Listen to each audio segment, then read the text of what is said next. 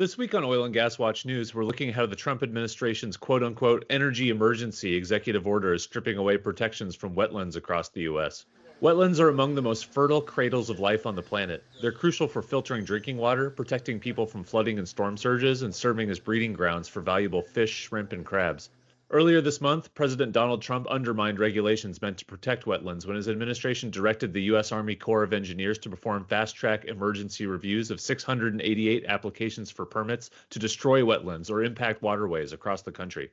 Under the Clean Water Act, the Corps of Engineers reviews permit applications for the discharge of dredge or fill materials into U.S. waters, including many wetlands. For large projects, the Corps requires public notification and the opportunity for public comment.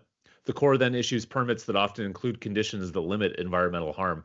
The Trump administration would shortcut this process for an energy emergency that doesn't exist. Oil and gas production soared to record highs under the Biden administration, and solar and wind energy generation are also growing rapidly, according to the U.S. Energy Information Administration. An emergency review could reduce information about environmental impacts the applicant is required to provide for large projects.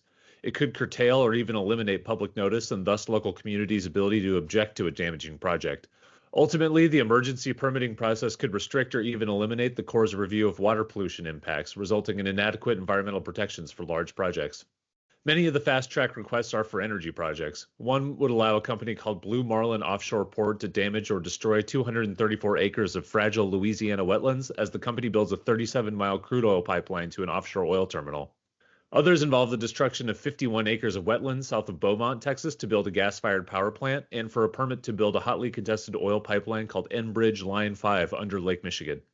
But others have nothing to do with energy. In Idaho, the Trump administration has marked for energy emergency review an application by Perpetua Resources Idaho to impact 145 acres of wetlands and 21 miles of streams in the Payette National Forest to dig a gold mine called the Stibnite Gold Project. To learn more about Trump's order and its effects on wetlands, visit news.oilandgaswatch.org.